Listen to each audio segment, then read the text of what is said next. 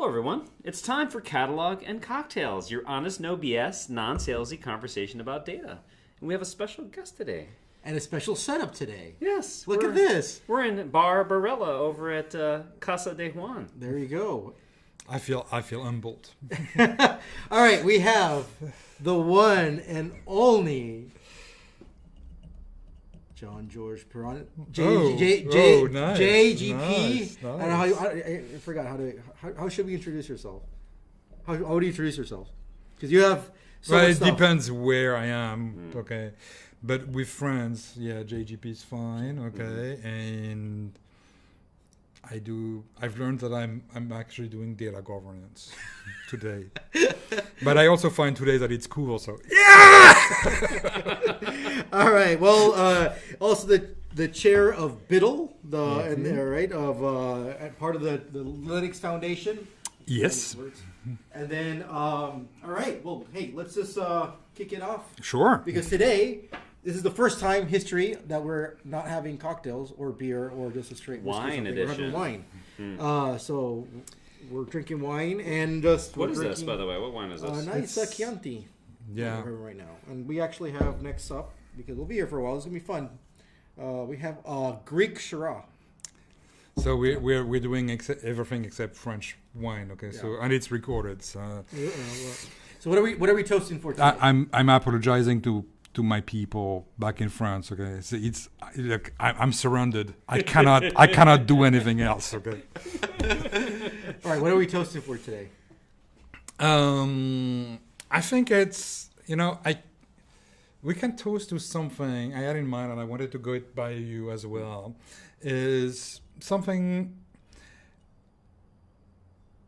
you've all read Jean-Marc Degani's book about data mesh, okay? And I think we're in an era, a bit of PTSD after reading Jean-Marc's book, where we don't know where we are. We lost our track. We were doing data engineering like on a one-to-one kind of orientation. Because, you've got your use case. Let me build this complex data pipeline for you. And Jean-Marc threw all these things away by saying, let's do data products, let's do data mesh. And I think we are in something I'd like to call PUDEM, which is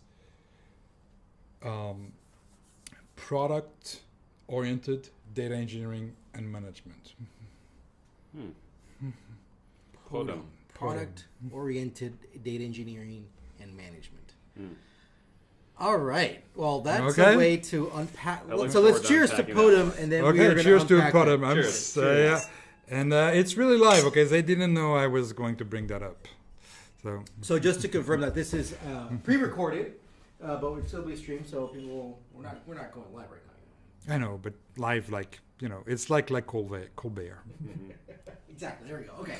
So, well, let's just kick it off then. Honest, no BS. Unpack this PODEM thing you just threw on top of us. Yep. Yeah. So, PODEM. What is data contracts? How does this all come together? So the thing is, as you know, as I was just saying, okay. So, I loved Jean-Marc's book. I love their ideas. I had very interesting and very, I think, challenging discussions also with her, and I think she made a good impression on a lot of people, and that's one of the reasons why I wrote with Eric Broda implementing data mesh at O'Reilly is she left us a little bit, orphans in a way. Okay, that's like she did a bit of a mic drop and okay, go manage, go figure out. Okay, and what I'm seeing in companies is that there's this aspirational idea to go to data mesh, and of course Gartner did that help when they said it was dead, but there was still this aspirational idea to go there, but it relies on data products, and data products are a little bit difficult, so a lot of companies says, okay, we'll start with data contracts. And I really believe in this idea of this almost trilogy of data contracts, data product, and data mesh. And you've got value. You've got value at every step of the way. And I think that's really is product oriented data engineering and management. Okay, so is it in that order? The contracts and the products, because here's the first thing I go really disagree with you is like I think to put it very bluntly, I think sometimes starting with contracts you're being too pedantic, and I think that depending on the sophistication, maturity of your organization, depending on the industry that you're in, that may be the thing to go do, or that may be the thing not to do. And that's why we're still at the beginning of this journey, right? The thing is, we're still at the beginning for me of this new phase of saying which should be first. So my experience was that when I joined PayPal, that seems like a century ago, but when I joined PayPal, the challenge was bad data in the risk area, okay? And we wanted to make it to have better data. So they had some idea about a new kind of data platform, et cetera, et cetera. And when we started realizing what we were building, we kind of said, okay, well, this is very close to a data mesh. And we decided to say, okay, let's align with the idea of a data mesh and let's build a data mesh. And then we realized that, okay, we're not going to deliver right away a data mesh. We're going to deliver at the beginning data products. So we started building data products, and we decided to deliver, and we built data products. And we were successful very quickly because it's not very difficult to deliver data products. And while we were building data products, we realized, okay, one thing we need to do is we need to have a resource descriptor for these data products, and basically this resource descriptor was what became a data contract. So yeah, I agree with you, Ren, when you're saying that which is coming first, okay? But I think it's almost like a chicken and egg kind of situation. It really depends on what you're delivering, how fast you want to deliver value. And I think you can deliver value very quickly with data contracts. Interesting. Yeah, I think one thing that I've seen is that maybe data contracts are a little harder for people to kind of wrap their heads around sometimes, because people are like, oh, what does that mean, like a contract? Whereas a data product, I think sometimes people can kind of wrap their head around it more easily, because they're like, oh, it can be like a data set or something when I'm making it more self-serviceable, more consumable, more composable. So I think people, sometimes I see them wrap their heads around products first. But what I hear you saying is that these two things are actually pretty intertwined with each other. And perhaps if you had to start with something, maybe actually contracts or something simpler or smaller to start with, something more incremental. Yeah, and the thing is, I think the concept of a data product is easier to explain, but to show value, you get it more quickly from a data contract. Okay, so let's unpack definitions here, or what do you mean by a data contract? Because that's a term that everybody's throwing around. Books are being written about this stuff, and like, what is the honest, no BS definition here about a data contract? And then also, how are other people interpreting or making their own definitions on this? So for me, a data contract is an agreement between most likely one data producer and more than one data consumer.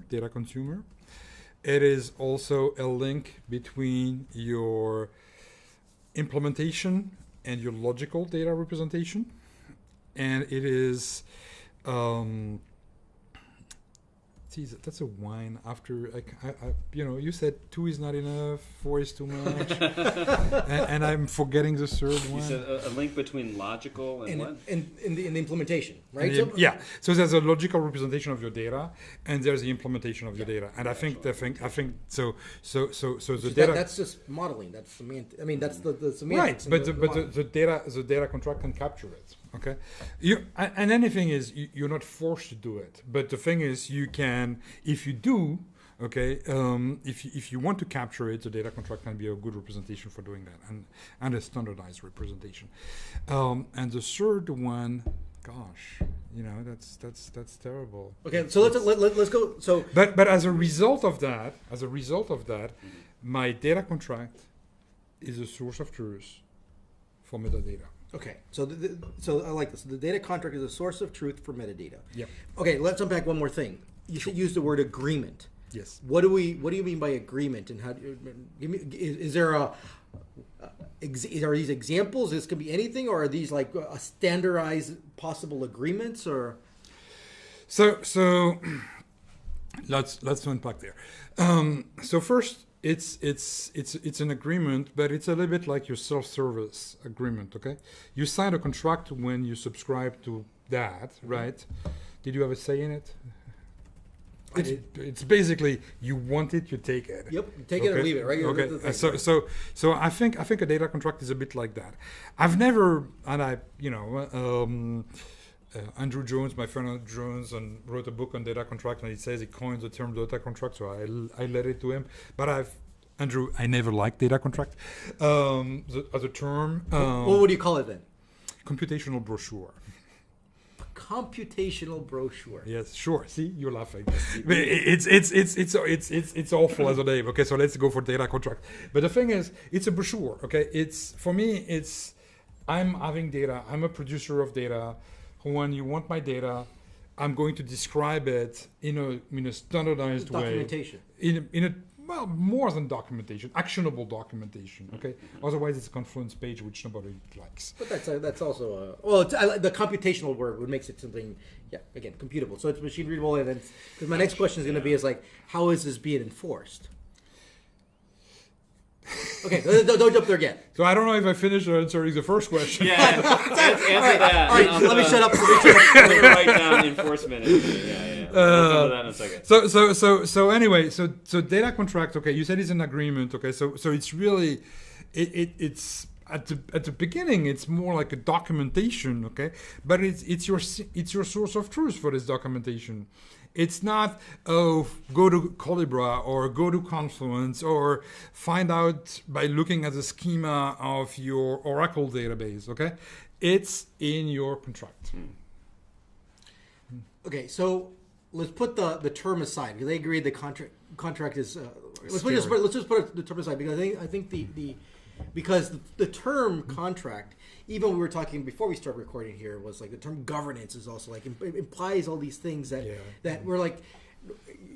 Again, so term aside, I want to understand what I'm signing up for this thing. Here the what I'm agreeing to. Yeah. Right. Here's what I'm being told is going to happen, and okay, now I know. I'm being given information about the semantics, about the modeling around this, right? Yep. I understand what it is from the logical perspective, and honestly, I don't care what is the implementation. I just care about the logical part.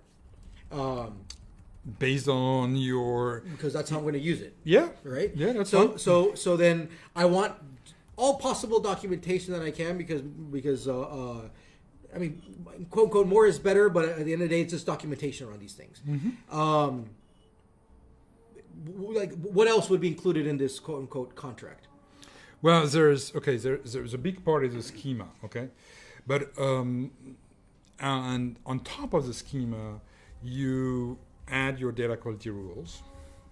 Okay, data quality rules. Okay, so they're part directly of that. There's also all the SLAs. Okay, so what we push together is combining the idea of data quality and SLA, because it's professional makes a difference. End user, what's the difference? There's this big debate: is my retention period an But, SLA. but that's part of or- that's part of the agreement, right? That's part of the agreement. Yeah. So really, the thing is, we like to call that data QoS, okay? Data quality of service, and you combine data quality rules with SLAs. You know what? I'm realizing that it's like the data contract itself is really more of is the agreement itself, and then all these things are part of that agreement. Yeah. I agree.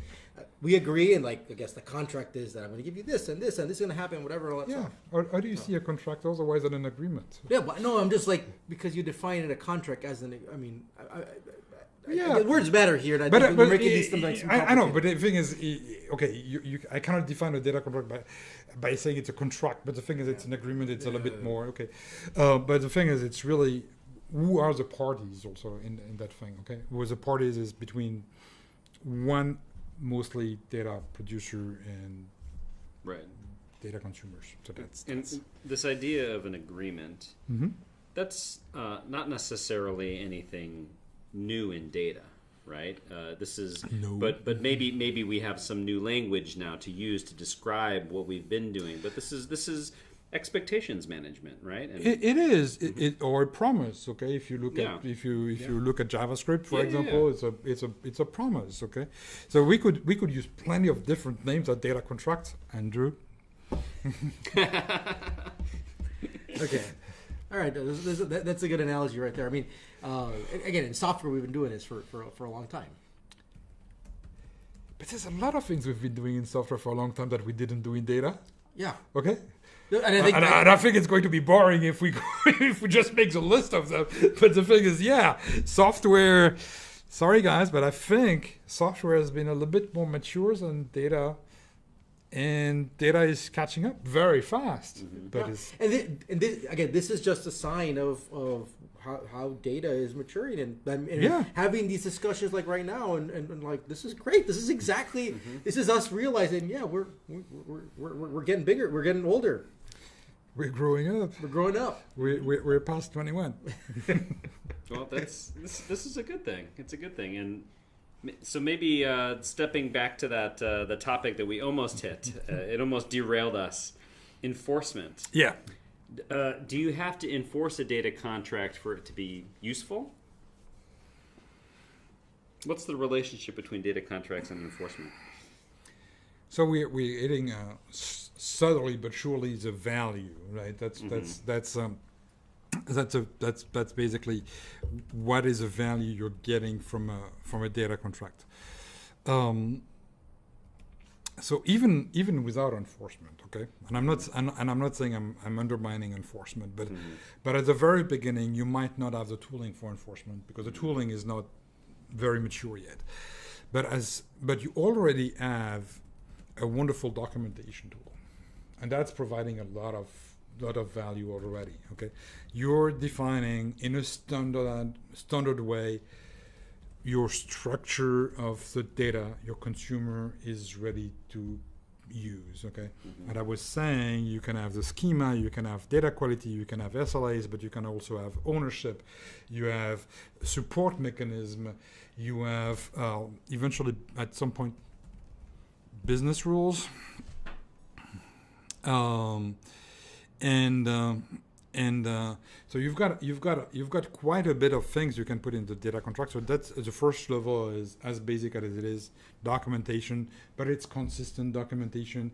It gives you a framework as well, okay? Because you're following the different sections of the data contract. You may choose not to fill all of them, but if you want to fill them, you actually have a very well-defined structure to do it. Okay, so you've got this framework that is coming to you. So data contracts can be, I don't know what the right word to use here. For now I'll say like simpler versus more complex. Maybe that's one dimension. Another can be, just maybe less mature versus more mature, which is. At the beginning, you can just start with documentation, setting expectations. So I think also, Right. I think also is as we were talking about how data is maturing. Mm-hmm. Okay, I think that in software and especially in product engineering from the software perspective, we've known about versions forever, right? Data seems to be in a lot of cases saying that I've done my work, I'm not going after it anymore. Okay, there's this project, this one-shot pipeline kind of situation. So by bringing product thinking, you can also thinking that it's okay to iterate. It's okay to have a version that is not fully, conceived at the beginning. Does it mean that I can change a schema anytime I want? No, probably not. Okay, I'm not saying that. But the thing is, you've got this schema with 20 fields, but you release it. It has only one data quality rule documented. And then the next iteration, you added 5 data quality rules, okay? And then you've added SLAs to it, and then you've added more documentation, and that's how you can actually measure in a maturity model as well how your contracts stand, okay? But it's okay to iterate, to have it more precise over time, yeah. Well, and the more valuable that data product or data asset is, the more meaningful it may be to continue to iterate on that data. Exactly. And it allows, faster time to market. It allows more to gauge adoption as well. Okay, from your user, because how many things we just release too late, and then nobody's using it because it's too late, but we already spent the money. So if you start with data contracts, right, and you don't do data products first, let's say you start with data contracts, what are those data contracts on then? Could it be like a really important table, or like it doesn't really matter? It doesn't really matter, but the thing is, what I'm seeing most of the time is that it's really about describing a data set or sets of data sets you would put together. You can. Yeah, that's really some people are working right now, and when I'm saying data set, it could be streaming as well. Okay, it doesn't have to be a good old relational database. How about a dashboard? Is it rated PG-15 or PG-13? Because I'm about to use a swear word here. Hey, swear words in our motto, so Okay, so we talked about no BS here, right? Yeah. Okay. So maybe you should stick to your motto. No. So here's the thing. Going back to one of being somewhat sometimes pedantic about stuff. We've been talking to a bunch of people, and they're like, when we bring up, so what is your definition of data products? A lot of people laughed and like, it's hilarious. I don't know. Nobody has agreement. You look at LinkedIn, nobody has a stuff. And you know what a product is for me? Whatever provides value. If that dashboard provides value to a bunch of people, that is a product. And it's going to have some SLAs. It's going to have an agreement on stuff. It's a product, okay. Does it have to be a data product? But everything we just discussed here, all those agreements apply. It can be a product made with data. No, but the thing why is that distinction pissing you off? Because I've got values. Explain. Yeah, tell us.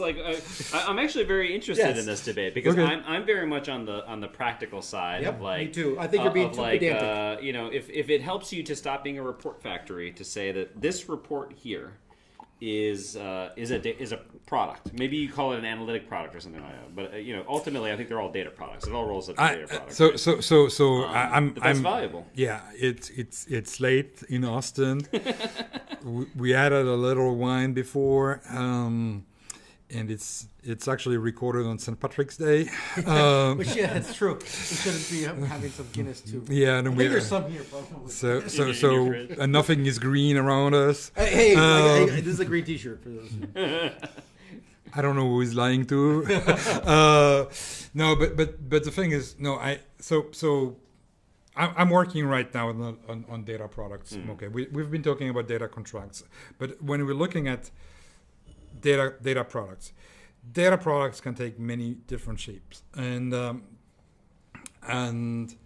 dashboard could be part of it. Yes, you heard me right. They could be part of it. The thing that is a little bit annoying me with that is the reusability. Okay, okay. That is a valid argument right there. So for me, a data product is highly reusable, and in many ways, like it can be reused by many applications, but it can also be reused by other data products. Okay, like you can imagine this kind of chain of this chain of value around data products, and for me, if you put a dashboard, yes, it can be governed by all the same contracts, by all the same principles. The problem is that it's a last mile thing. Mm-hmm. Okay, I don't see it being reused. This is an excellent point, and I think in the reuse, I'd break it down as I think probably three aspects. One, reuse is like I can, reuse you can. There's two things underneath, at least two things. Probably should be three, right? But anyways, one is that it's extensible, right? So one way of reusing it is that this. Well, okay, there are three things. Reuse it. I found it. I'm going to reuse it as is. Boom, I can do it. Second one is extensible. It satisfies a percentage of what I need. I am going to extend that thing, right? So the other one, it's composable. That data product A and that data product B independently don't satisfy me, but I combine them and then they do satisfy. So I'm composing these things. Yeah. Right. So that I get as kind of the principles, your values behind this. Now, can you compose a dashboard stuff? We could go into details, but and I agree that it's more complicated. It's last mile, but okay. So if I think about it from a principled perspective, I agree with you. But if we I knew there was a but somewhere. But however, no, it's and right. We're talking about improv too. And at the same time, what I really want is to have more adoption of everything that we're doing. In the moment that we stop telling people, well, you know what, that's not a product. That's my last mile output port of this. People are like, I don't give a crap. I want to. If I want to have my marketplace of things I want to go use, I want that data. I want that dashboard to be in there. I agree with you, and that's why we're on what I'm working right now is identifying the different types of data product we could have, because some of them, and there's also this book from Andrea. I'm going to Andrea Gioia. Yeah. And Andrea writes also about the notion of covert and overt data in the data product, and I think that when you're looking at an analytical data product, which is a way of doing dashboards, the data might be more covert, where in the other data products, the data might be more overt. I think that's a good way to think about it. Yeah, because I think dashboards, a one-off dashboard where it's just the visualization of some kind of data, it's a little hard to explain how that's a data product, right? But workbooks, BI workbooks and things like that are pretty intertwined now, where a lot of times there's a certain extract of data that's a part of it, and maybe some semantic transformation that's on top of it, and so there's a covert data aspect that's often happening actually with some of these things, right? Now, the question I have is, why? I'm still a bit kind of in my mind trying to accept the whole data contract first and then data product, because in a way I think that if you're going to go do a data contract, you might as well be doing the data product at the same time, that you're actually bringing the product thinking into what you're doing, and because in a way all the things that we discussed about a contract that is already what you would be doing for the product. So you're really those things go hand in hand. Separating them in a way doesn't make sense to me, because you're like, why should I put a contract over this stuff?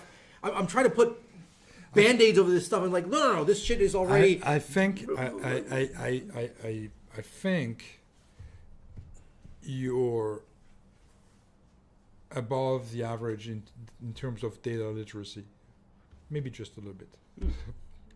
And when you're dealing, I think that's a compliment. Yeah, it was. Thank you for clarifying, because but just a little, just a little compliment. I think that for a lot of people there's actually so much going on. Okay, that you can have the big bang approach and saying, okay, we're going to push all these new concepts, or you can have the incremental And I think it really depends on who your target audience and the maturity and their willingness. Would a big bang approach ever work? I don't think so. Yeah, so I think it's going to be by. But some definition, people still believe in them. That's true. There's a theory about it.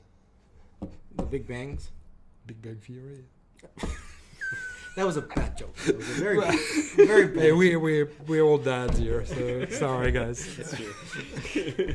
Okay, but I just finished Young Sheldon, so I haven't watched that one yet.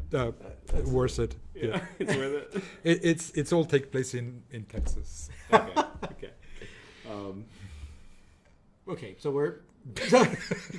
So iterative approach. Iterative Okay, that's approach, right. Okay, so I mean, but this is. I mean, I think it's kind of stated the obvious that we should do things iterative. It's small, right? Start Yeah. small, don't boil the ocean. Or something. But Right? So- it's also okay. So we've barely talked about Beetle. Okay, so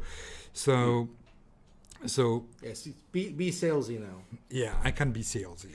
because You it is need an Beetle. open No, but the thing is, it's first. I'm not trying to sell anything that costs money.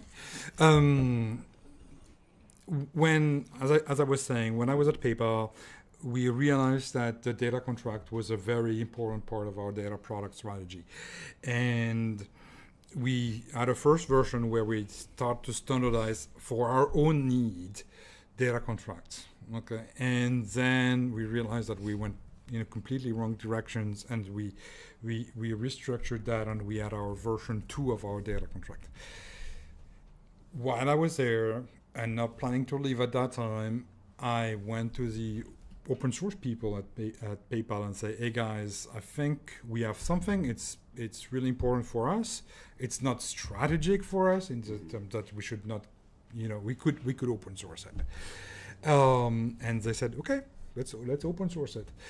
And so that was back in May of 2021-ish.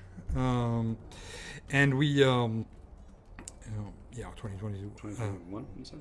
21 or 22, yeah. Okay. But I think it was 22. And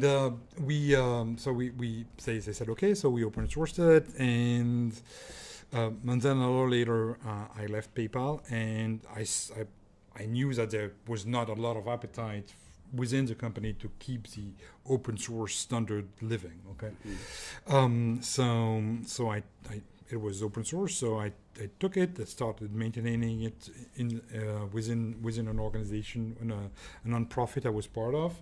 But then I went very quickly to the Linux Foundation and said, "Hey guys, is that something that the Linux Foundation would be interested in developing?"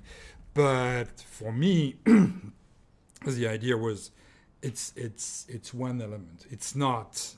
It's a fundamental brick, but it's not the only brick we want. We want to have a set of standards that would be working together and bring value in this modern data engineering, which now I call PODEM. Okay, and they said, okay, do it. But if you do it, you've got to put in place governance. You've got to put things. You've got. It's not like you just do your open source project on GitHub by yourself, right? So I went. I spent like 3 to 6 months going to people like Andrew, I love you. I'm just teasing you today, but the thing is, so Andrew Jones, but also people from data contract manager, Simon Aher and Johan Christ, and other brilliant people that I'm sorry guys that joined as well, and we created the technical steering committee of 15 different people from 13 different companies, and what I really wanted as part of that is that we had about obviously 3/3, but 1/3 that would be software vendors, 1/3 would be end users, and the other third would be service providers. So to make sure that we had a balanced view of what those standards, those open standards were. and I would say the rest is history. I mean, the thing is, and it got pretty popular. It's a popular standard. We have working groups around it. We have people from all over the world. It's unfortunately very male. I would like to have a little bit more of a female spirit, but we've got people from Asia, we've got people from Europe, from the US. So yeah. When I'm taking away from this conversation how the kind of what Biddle is doing, this is just how metadata should have been done from the big. This is just metadata done right. This is just And the thing is, the thing is, when I was at PayPal, I had no motivation in creating a new standard about storing and sorting metadata. Okay, so we did a lot of investigation about things like and brilliant projects like Egeria, for example. Okay, which is also part of the Linux Foundation. But there were what we found is that there was always some things that didn't work. Either it was too associated to a piece of software, a bit like OpenLineage. Works well only if you use marquees. OpenLineage is still very alive today, but marquees is kind of dead. So there was always something that was not okay. So we had discussions within the technical steering committee saying, guys, are we going to bring up software? Because some people were asking us, hey, I've built this library that actually parses ODCS, Open Data Contract Standard. Would you host it? And we said, well, yeah, it would be interesting. It would favor adoption, enforcement, etc. But is it our mission to be tied to a software? Or is it our mission to make sure that software vendor embark things like ODCS in their tooling to push it, okay? And so we decided we're not doing software, we're just doing standards. So one of the things that my experience of doing standards, I worked a lot with the W3C, and is boiling the ocean is a pattern that we see all over the place. And one of the things that I realized that works well is to actually have what I call the core, is to say here is the minimal stuff that is the building blocks for anything else. You need to have, if you want to go do that other thing, you need to have this, right? It's the core things, and you want the core to be small, right? What is the core? And so if I ask this a different way, is if I'm going to go start doing data contracts and building data products and stuff, for people who are listening, what is the minimal things that you should be considering to say, like, this is the minimal bar for you to say that you're on the right track? So first of all, we have a very minimal set of things which are required in. So when you go to the page, and I it's a criticism we get very often is, well, I'm going to the page of the standard. And pages of standards are very often 100% unbearable. Okay. W3Cs. I get it. So, and that's, we have not found a solution to make your data contract for dummies. Okay, kind of. But the minimum set is really we try to have a minimum amount of field. It's a YAML file, okay, for people. So it's a very easy thing. We picked YAML because it's kind of readable by computers, readable by humans, writable by some humans, and basically there's a minimum set of fields you've got to field, which is basically give me an ID, give me a version, give me a type. So we kind of followed a little bit the Kubernetes way of doing things. Okay, so you've got to say, hey, I've got a type like this type is it's a data contract, like it would be any kind of resource. It started as a resource descriptor, like the resource descriptor in Kubernetes. So it made sense to follow a little bit the same idea philosophically. And so that's kind of the header and the documentation of the thing, and then the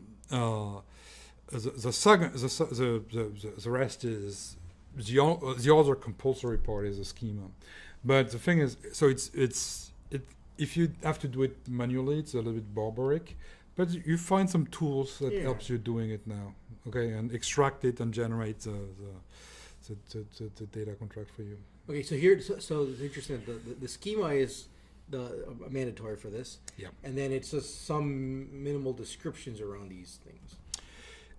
Yeah, but the minimal. So if you had a very, like the minimum, the hello world of data contract is really a handful of fields as a header to your data contract, okay, and the schema. Okay. And then what would be the next steps? Like, what is your suggestion for people to go continuous? Like, okay, I have my schemas around these things, and then what are the next things that you suggest? Like, if they want to try it, or like, what's the right next step? So the right next step is then adding some documentation description to the fields. Okay, like saying, okay, this field is customer ID is a unique field, blah blah blah, describing your customer and things like that. Okay. So I'm reading. Look, this is just. Again, just data cataloging done right, metadata done right. Well, but shifted left, right? Like, so I'm a data engineer, and let's say I'm managing a table in a data warehouse. And there's a YAML file that might apply these pieces of metadata. And it's not additional work, okay? When you're thinking about the data engineers, they have to do this Confluence page at some point, okay? Saying, hey, this field is that, okay, or this field is that type. So basically, they have got to take what they've seen in the schema and redescribe it in plain English or whatever language you want. Here, what we're telling them is, instead of doing that, fill this YAML file, okay, or find the software vendors that has an editor to help you do it. So this is so the starting point. Now I'm still going back to like data contracts first, and then data products. You want to be able to go do this for your star schema, for your one white table, for whatever like that. You should be able to go define these data contracts for those things that you're doing already. All the work that you're already maintaining right now. That should be the first thing you should be doing. Yeah. So now we can go to the very controversial part. If everybody's okay with, until now, we can continue to the controversial part. Yeah. Yeah, because we've kind of been agreeing a lot. I'm just kind of getting a little bit boring. Let's disagree on something. Yeah. So for me, when you implement a data product is a set of enriched metadata and a bunch of contracts. When you repeat again, when you implement a data product. God, is he paying attention to what I'm saying? No. Because I just want to make sure I understand. Because you said it was controversial, so I'm like. You implement a data contract, and what else? Yeah. So when you implement a data product, okay, you've got some documentation specific to the data product. Yes. Okay. And a bunch of data contracts. How is that controversial? Well, I posted one on LinkedIn. I can tell you. No. Let's talk about because I think it's the only post on LinkedIn where I actually had to stop the comments. Wait. What were people doing? Yeah. Hold on. Before we get there. Yeah. I think what you just said was pretty obvious, straightforward. Like you do. I don't know. What's your thought? Well, I have questions now. Like, for example, I'm wondering, is it that data contracts are required? For a data product, I would say yes. But what if you want to iterate and start simpler? Well, it's the first version. I mean, then, so you could have a data contract that says there is no agreement here. Like version 0 has nothing, right? It has a name, has an ID or something, right? It has a schema, right? You already know. Yeah. Okay, that's the first version. Then you're going to keep adding around that stuff. You obviously iterate, but it's just basic metadata. So I guess, is that a data product? Is let's say you have a data set and you say this is a data product, but you have no contract, then it's not a data product. It's not a data product, no. There has to be some kind of implied contract, even if it's implied, right? You can't have an implied data contract. That to be materialized because it's your source of truth for your metadata. Okay, so if you've got a very simple data set, let's say 3 columns, blah blah blah. Okay, then you've got your data contract with your 3 columns, a little bit of header, and this is what you're selling. This is your value prop. Okay, you're the producer, you're selling it to me. That's your value prop. Now you're putting it into a data product, okay, and saying, hey, the output port of your data product is governed by this data contract. Mm-hmm. That's it. Well, what were people debating about? Yeah, no, before we get there, we're in agreement, Tim. Or I think so. okay, think- and then now, okay. Yeah. Basically, there's nothing controversial here that you got us to. So Well, I want to understand how it's- people. Maybe It's- we're it's- too it's- data literate. Yeah. yeah, exactly. They are just above average in terms of data literacy. So it's not even interesting to debate with those guys. We need to be dumber. You know what? Okay, I'm gonna leave it there. Okay, so what's the controversy? Well, I think the controversy was that people were not seeing the direct link between a data contract and a data product. Okay, they were seeing that as different entities, or really different entities, and they were shocked to see them kind of associated. I like to compare, data products and data contracts to HTML and CSS. I saw your post about that, and that was actually a very interesting way of thinking about that. And I think one is enriching the other, and they can't really work without one another. Okay. Well, If you've got HTML without CSS, that works. Mm-hmm. that was It's ugly, but it works. And if you've got CSS alone, you can't do much with it. you can't do anything with it. Wow. Debatable, but you can debug it. Or we could talk about the. Look at hex codes or something. Yeah, but and I think I think that's why I'm kind of in the methodology saying that data contract comes first because and then you assemble your data contracts in a data product to deliver more value. Well, I think if you define a data product as it has to have some kind of a data contract associated with it, then you don't have a data product without the contract. And so you're basically you've now stated which one's the egg and which one's the chicken, and the egg comes first, right? I think that the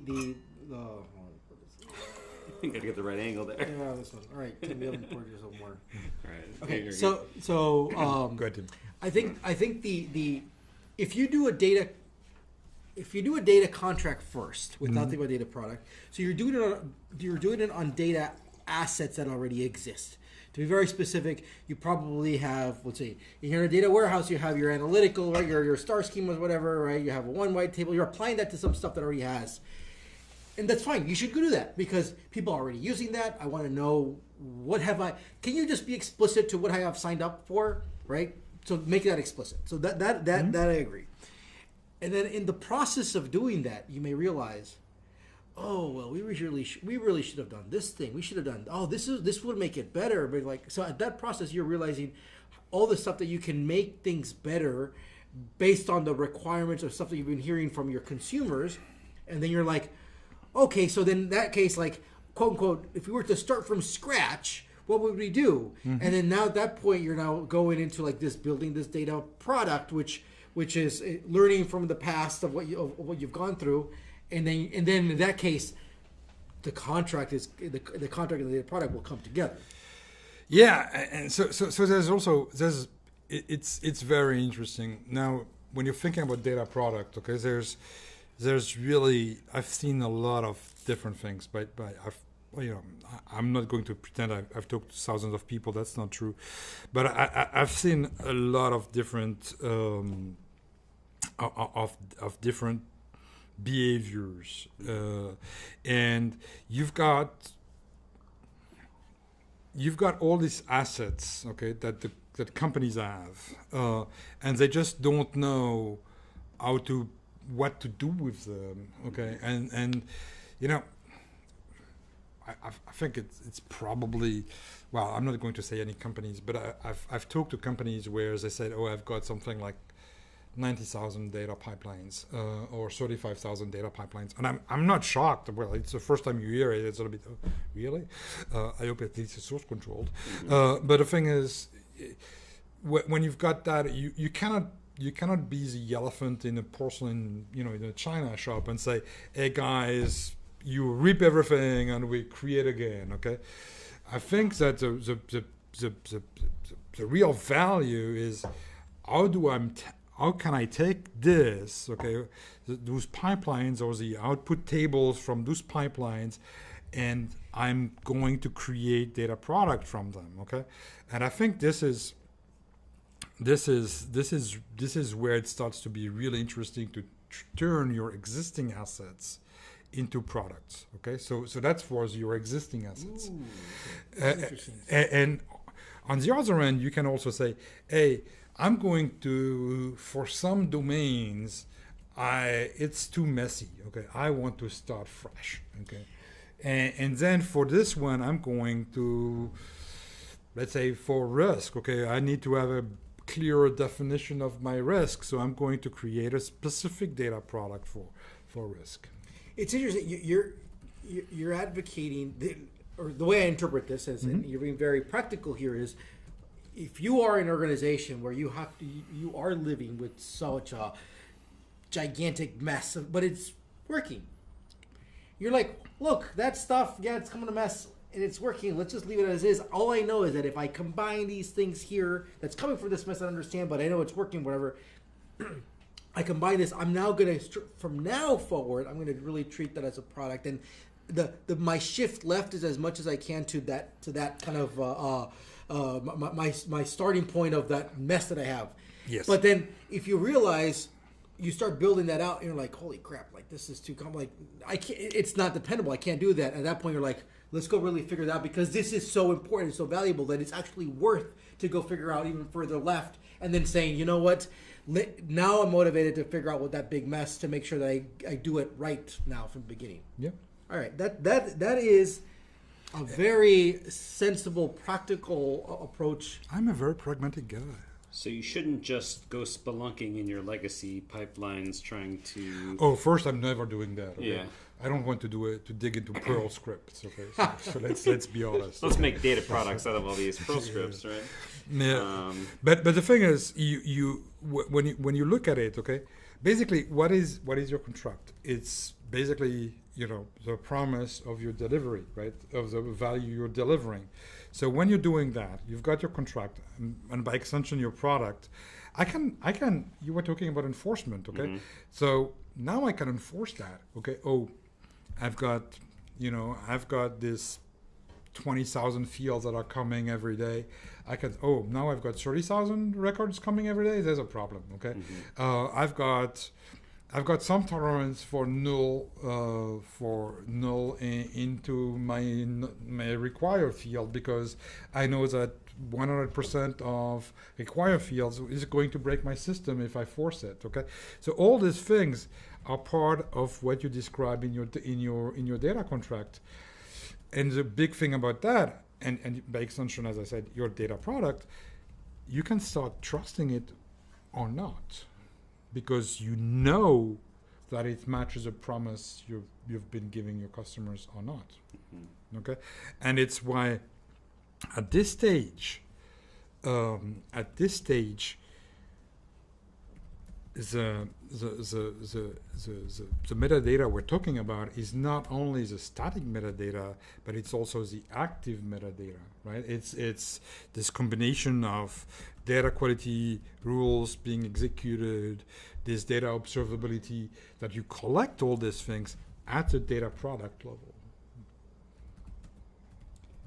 And your data product level, at your data product, you've got this richness of information, of metadata, that is both part of the static definitions that the data engineer, shift left, has been adding to your data contract, mm-hmm. combined to all the automation that has been collected from your Datadog, your Soda, your Great Expectations, that is actually bringing all this information, plus the user feedback, part of the feedback loop, that you're but you're focusing on a very limited scope mm-hmm. thing, which is your data product. Mm-hmm. And then the thing is, then people tell me, okay, I can go with you there, but then I'm going to have 35,000, 90,000 data products. And I would say, and where's the problem? Yeah. So Because there's no problem in having 35,000 data product when you've got 35,000 pipelines. Okay. Yeah. And the thing is, you've got so many more information, so many more metadata on top of those that now it starts to be interesting to use AI to actually combine what's combinable, which at 35,000 you can't do manually anyway. Mm-hmm. Yeah, you weren't able to in the first place. Yeah. I think we should kind of there's one extreme where we're going to here that like you'll have tens of thousands of pipelines, therefore you probably have tens of thousands of data products, and like, so what? Mm-hmm. Okay, so what? Let's say that. But in the other extreme, and this depends on the types of organizations, of their size and how they're starting and stuff. And because we've been having this conversation with Tim and I have been having a conversation with other customers and just people on the road talking to people. It's like, how many data products do you expect do you have to have? And these are large organizations. I'm talking very large. And 5. Like what IBM predicted with computers back in the 40s. Well, 5. So let's you see how right they were. I think. So let's be very the honest, no BS here is that I think a lot of the people are thinking about in the hundreds. Yeah. And you know what? If you take what you have right now and you do a very quick and turn it into a data product, because we know that there's some usage of it and we know that there's some contracts around that stuff, and people now have a way to go access them, and there are tens of thousands. I would bet that based on looking at the metadata and the usage of stuff, you'll realize, oh, that thing we can turn off, that thing is not worth maintaining, and then we'll end up going down to, is it hundreds or thousands or whatever, but it will start reducing, and then you get to be able to go focus and be able to say, I'm going to go we're going to focus on the stuff that I actually care about. Yeah, and how many situations you were into, you're creating this one-to-one data pipeline by one team, okay, but because it's part of the central data organization, then you've got, I want this extra field in it, okay, and I want this one without this field there, and you've created like 3 data pipelines that are actually doing the same thing. Yeah. Mm-hmm. Okay. So you combine these 3 there, but at a scale of 35,000 or even 10,000, you can't see it. Yeah. Sometimes you don't. Yeah. A lot of times when you have 35,000 pipelines, you don't know what 99% of them do.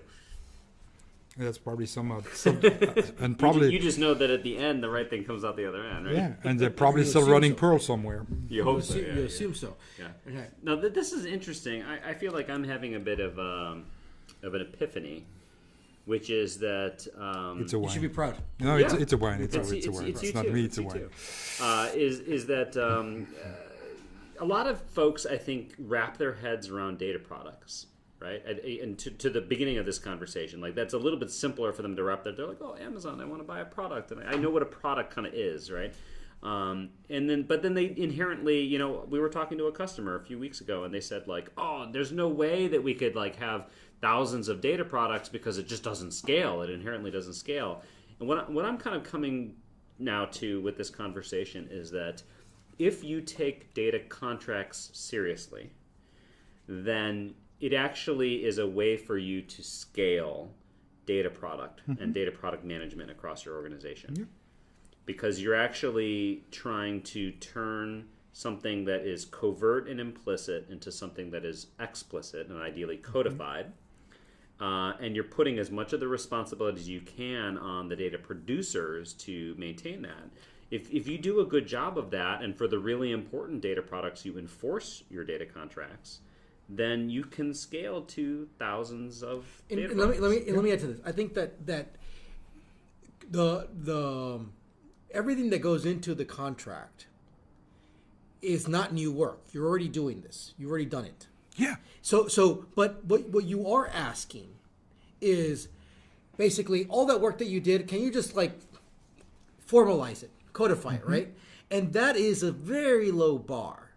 And if you're not willing to go do that pass that bar, perfect.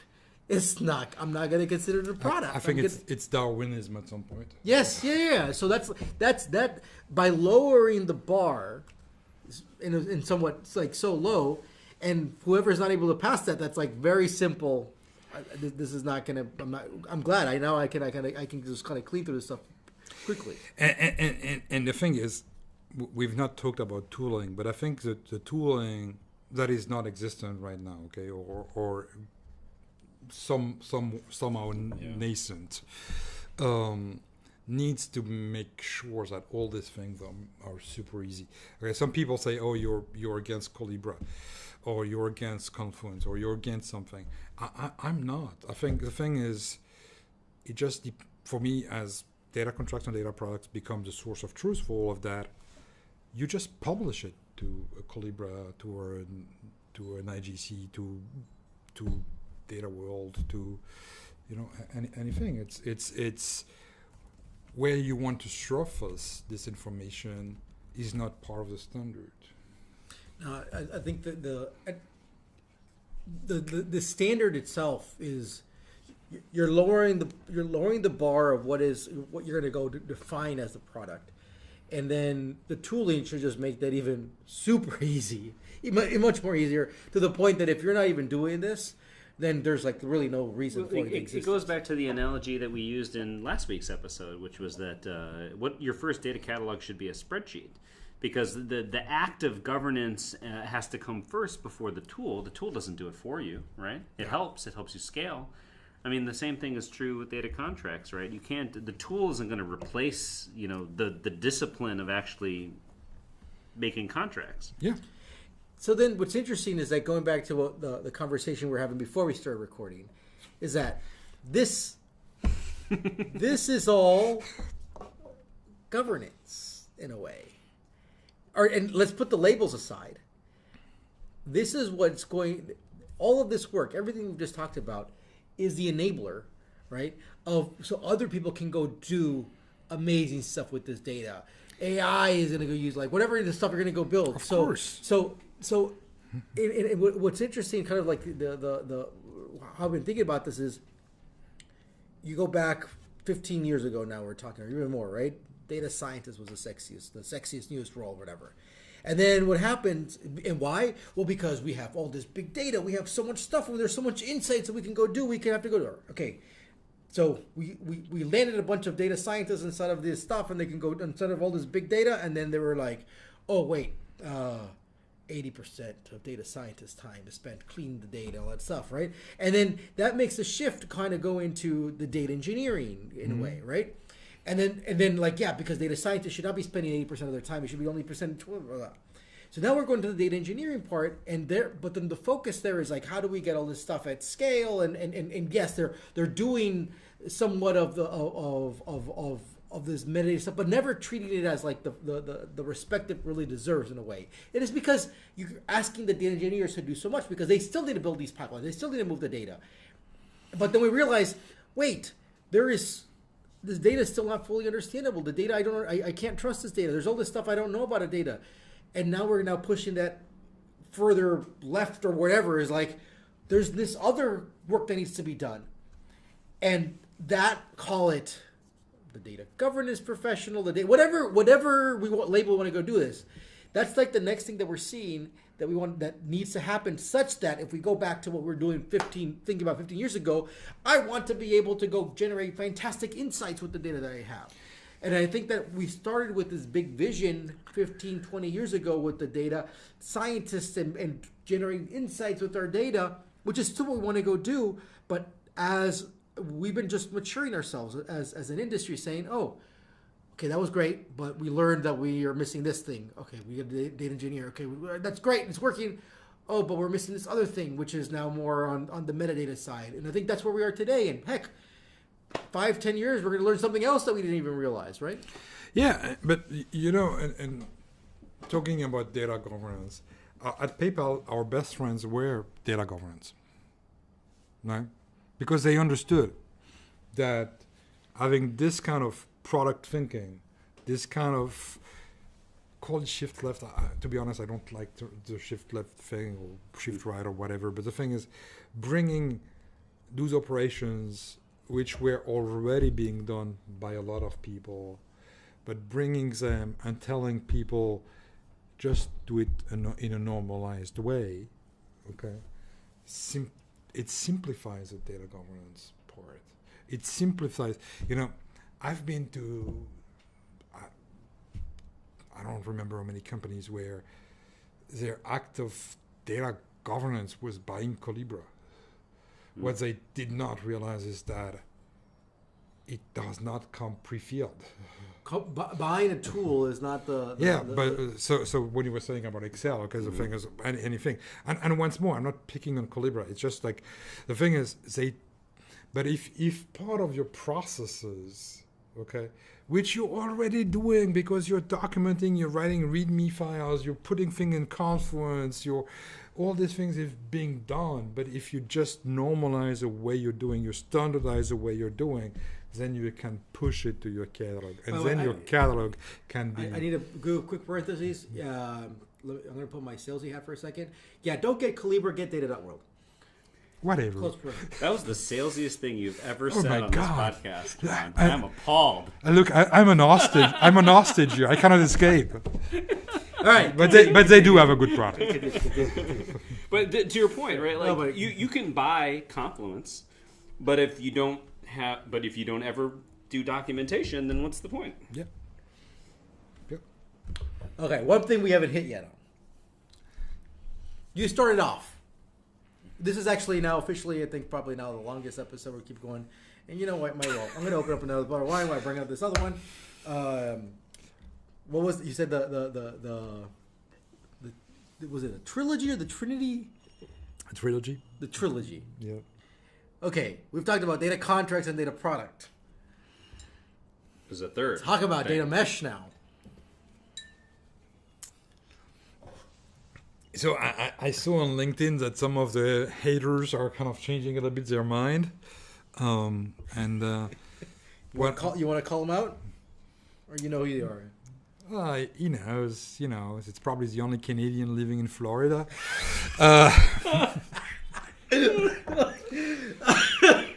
Love you, Michael.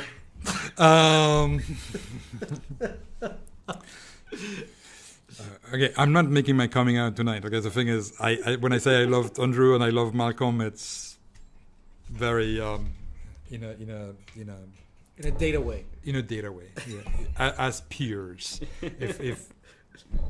if I can. No, but seriously, the thing is, so you remember when I said that a data product is basically a bunch of data contracts? For me, a data mesh is a bunch of data products that are together. Okay? And one of... okay. Let me stop you there. Okay. That was actually really pretty beautiful. Oh. You're afraid there for a second, huh? It's a wine talking? No, because it's this is the computer scientist in me. You just made this really nice kind of like incremental recursive like layers, yes. right? So you have the contracts and the contracts built on the data products and the data products, and you have these sets of things. So you have this little web and this. Okay, that was good. All right, sorry. Go. Thank you. No, but that's where it ends. Actually, I'm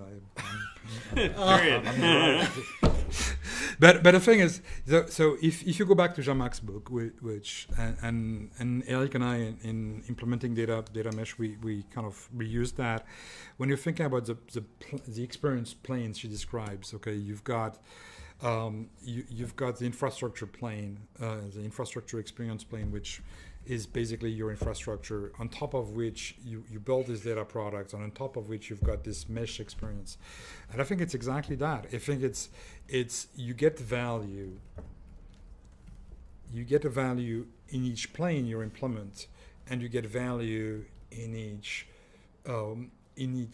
step of the bottom, like the contract, product, and mesh. Okay, so the further you go, the more value you're actually getting out of the entire system. But it's not for everybody. Well, to be precise, I think data mesh applies to everybody as soon as you've got data and you're not a pop and mom shop selling tacos in Austin. But if you're which can be really good, I've heard. But the thing is, you get value, and I think, one of this thing is it's really about agile. It's really about bringing agile to data. It's what's the promise of agile? It's really short life cycle, short delivery cycle, iterative value definition and delivery, and it's exactly what you're doing with data. Okay, so you can start with a data contract. If it's a very basic data contract, there's not a lot of value, but you start adding, even if you've got a few fields there, and then you can add more documentation, you feed your catalog becomes more intelligent. You're doing it with products, then you can by having this notion of data contracts being used within data product, you automatically get your lineage. So you've got this lineage information you're also bringing into your catalog. And then what is a mesh? It's really overseeing all these things, overseeing all this architecture, and having this global view of that. You're big on knowledge graph. What is an architecture where you've got data products and the link between your data products are data contracts?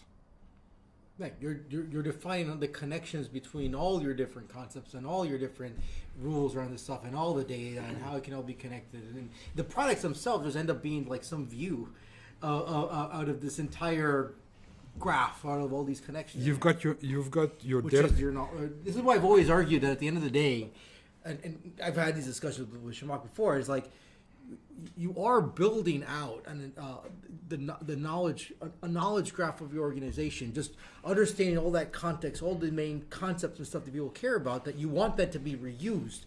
You want that to be reused, figure out how to go do that, find the balance of what needs to be centralized and decentralized, and what should be fixed, what should be flexible, and people can go extend these things and in a self-service manner, and then things kind of get back into a way that people know that whatever has been created independently, somebody else can find that too. And when you're looking at the whole chain, okay, you're also realizing that what are you building is, if this is my first data product in my chain and this is my fifth, there's this built-in lineage, there's this built-in knowledge, and the thing is, trust.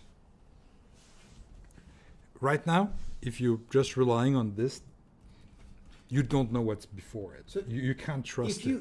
If you do data products, data contracts. Oh yes. Please. No, it's just because it Right. wasn't. So if you do the data products, data contracts well, you start, and these are composable, right? Extensible stuff. Your lineage should be very boring. Should be very direct. You know what's going on. Your lineage is built in. It's just built in. It's a feature. It's not another activity. Yeah. It's part of it. It is. It comes quote unquote for free because it's like and lineage. When you talk to people in the and I'm not an expert, but in the financial industry, for some workflow, you need to have a documented lineage to submit to your regulatory or relations. Yeah. In most other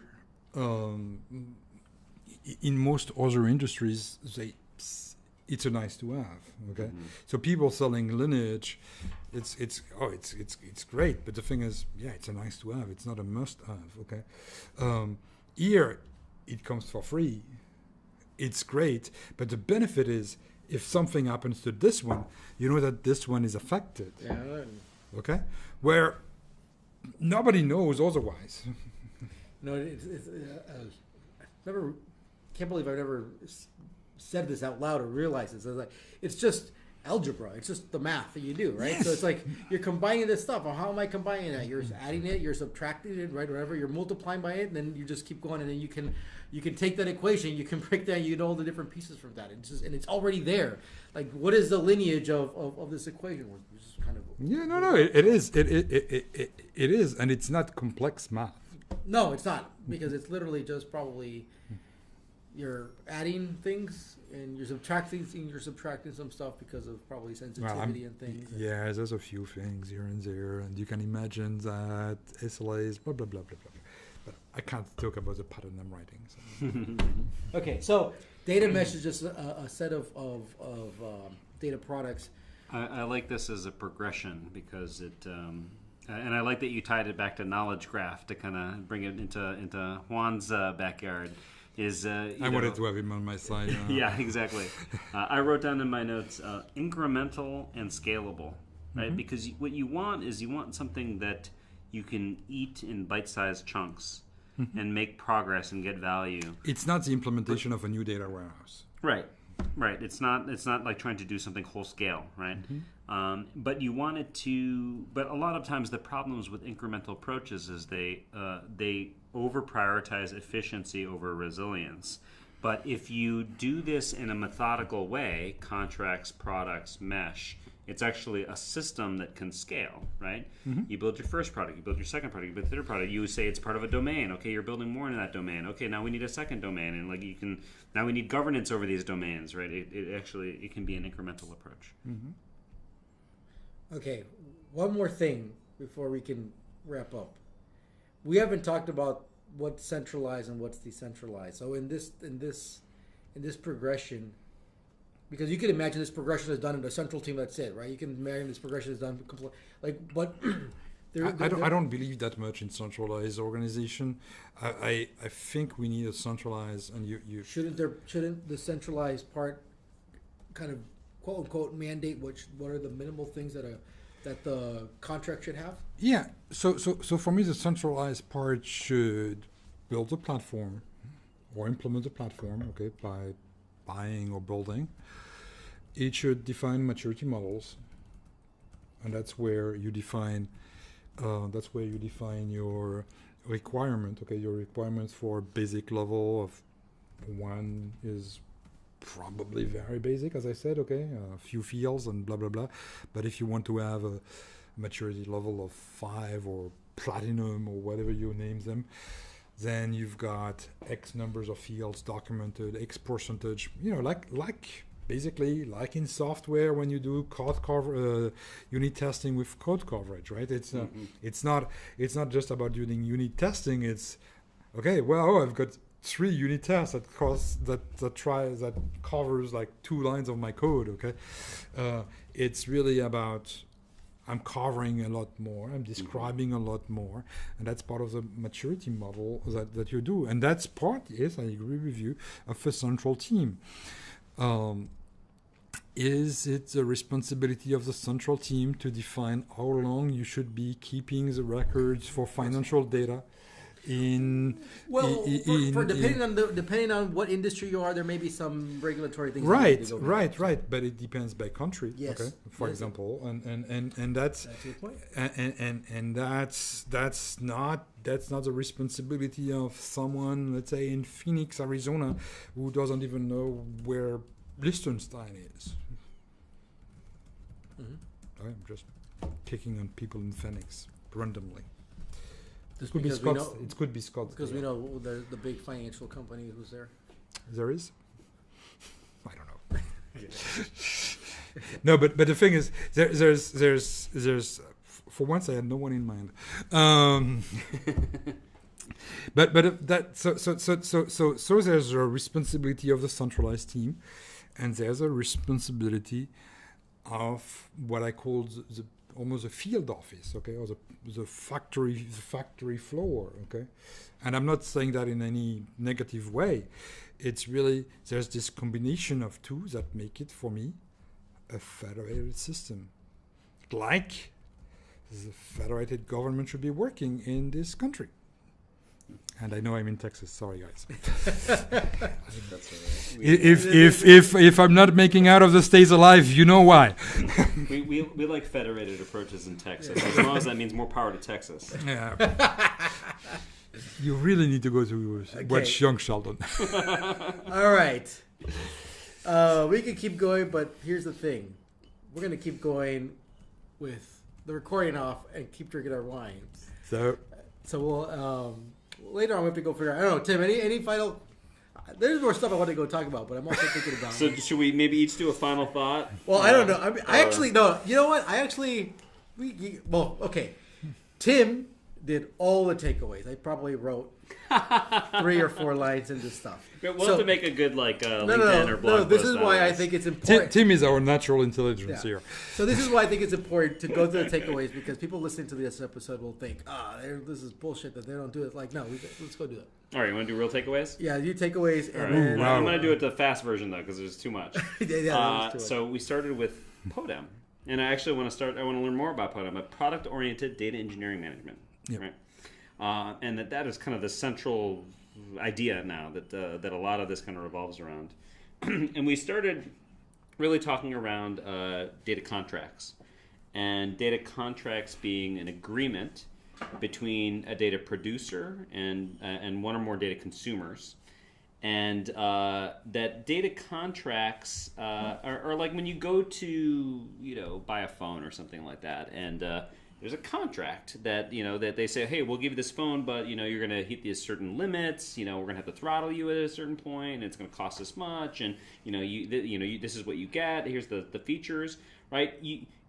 You decide to accept that agreement when you go into business with them, right? And the same kind of concept applies in a company when you're working with data, and it doesn't have to start complicated. And I think this is actually one of my big takeaways is I've tended to think of data contracts as a bit more of an advanced technique. Mm-hmm. And maybe that's something that the whole space is concerned about. And maybe that's a little bit our fault as vendors and others of maybe overcomplicating it a little bit. But it can be simple, right? It can be as simple as just here's the schema and a little bit of documentation and a version number, right? And then maybe an ID number, right? So it can start very simple, and I know with the BITL, we'll get to that in a little bit. Like that tries to make a very standardized approach around this. But then you can get more complicated as you go, right? You can add data quality rules, you can add SLAs, you can add ownership, you can add business rules. But you can start simple, you can iterate. Things like this have existed, and that's a good thing. We're using those analogies and we're running with them. Like for example, in JavaScript, you have promises, right? You have the concept of expectation management. Do data contracts have to be enforced to be data contracts? No, right? At the beginning, it can be just documentation. You can just make sure you do it consistently, right? That can be a starting point. But then you iterate, and if something's more valuable, you're going to want to iterate on it more, and you're going to want to probably enforce it more because it's important. So when the contract has failed to be met, you want to know proactively. And then we talked a little bit about dashboards and whether or not they're data products. And for that, I'm going to pass it over to Juan for his takeaways. Okay, so first of all, we talk about BITL here for a second. Let me go jump on that one. Yeah. Trying to avoid the complicated. No. So BITL, right? We went to the history of BITL around this. Here's an interesting point you said. Often software standards are too tied to software. So they try too hard to keep it untied to specific software. I think that's your position. So I really appreciate that. We talked about what is like, you have a core part of it, right? There's the minimal requirements. Yes, we agree that all standards documentations need to be better. So that's something we hope that you guys improve around that stuff. So making clear. We went to this whole controversial. We're hiring volunteers. Yeah. Thank you. Well. I need more hours in a day and so forth. All right. Well, drink less. So, sorry, I said that loud. You gotta have fun. We'll figure it out. All right. So one of your quote unquote controversial points, which didn't end up being controversial to us, is like, all data products need to have data contracts. It's a set of data contracts with them. Like, yeah, I get that, but sorry, I tried. Apparently, people do see that as very controversial. I like your analogy here. Data products and data contracts like HTML and CSS. You shouldn't go spelunking into your legacy stack. Don't be that elephant in the porcelain shop. right? You create data products intentionally to solve a particular problem and go from there, go forward. Data products and data contracts are available because it makes data trust something that you can make commitments around and you can see and understand. And kind of one of the big kind of aha moments we've had is like data contracts is how you're going to enable data products to scale. And going back for me, like one of one of the things I really appreciate and I realize that you're a smart man. You're a smart man. Is how I like this whole data contracts, and the data contracts are a set of data products. Data products, a set of data products is how you build your data mesh. And that data mesh, and again, and I think at some point we also need to realize that let's put these labels aside, because I think the labels get controversial sometimes. It's like, okay, contracts. What is contracts? What is a product? What is a mesh? You're just like, hey, I got a set of agreements. Let's make an agreement on things. Perfect. Hey, if we put these sets of agreement, that's like this product. Okay, perfect. Hey, if we have a set of these different products, like that's a mesh or whatever you want to go call that things. And I think that's what we were seeing here. And you have that flow around that. And I think all this ends up being all connected, all these agreements, you have all these schemas, like all this stuff, you're starting to build all these semantics, all these connections around things. And we kind of finalized a little bit on the centralization, decentralization. The centralization, yes, the central teams are the ones who are the buying tech, they define those maturity models. And then at the end, you have all these field offices, and they're just going to do as much as possible at that particular level. And at the end of the day, my final thought here, is everything we've talked about, our conversation about data products, is just metadata, data cataloging done right. How did we do? He did not answer your question about dashboards, but I saw that he was trying to escape it. No, go back to the dashboard. The dashboard, because dashboards, you don't dig dashboards as data products because the reusability piece. And the composability. Yeah, reusability, composability. And Andrea writes about covert and overt data products. In dashboards, it's more covert. So I think that's a great point. They're good.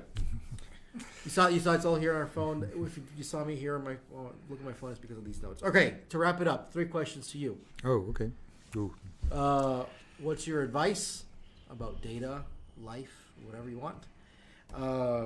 Who should we invite next? And what resources do you follow? Oh gosh, that's really tough ones.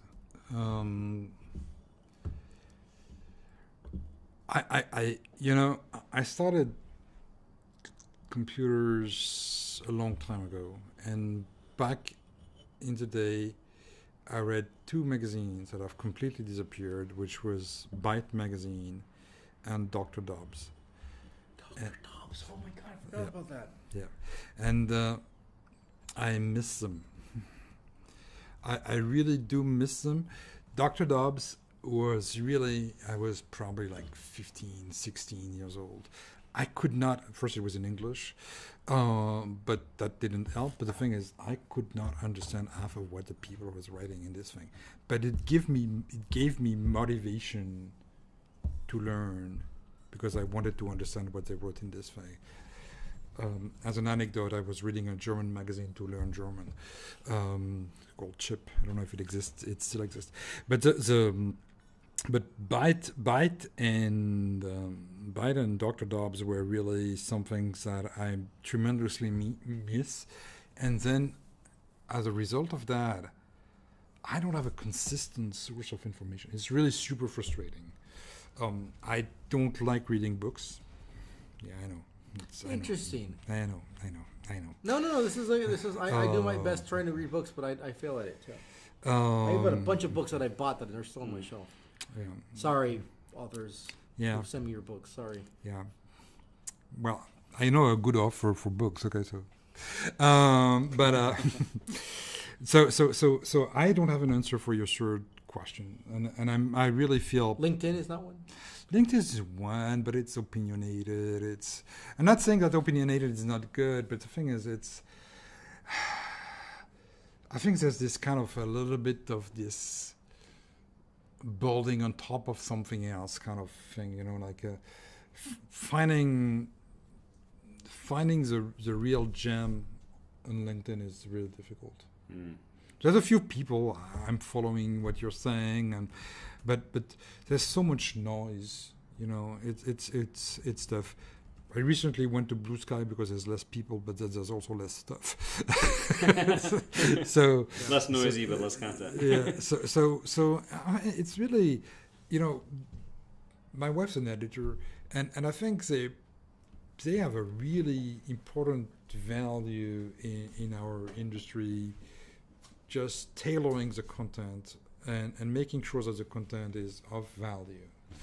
And that's not the only, but that's one of the big piece about writing books is going through the process of going through editors and copywriters and the whole shenanigans there. So anyway, very long answer to your questions, which I don't have an answer for.